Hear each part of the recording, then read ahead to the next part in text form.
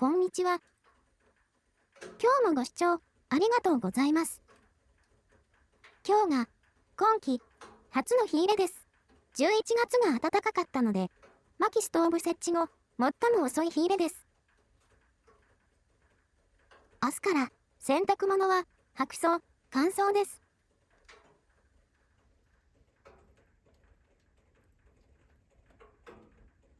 火を見ていると心が落ち着きますね。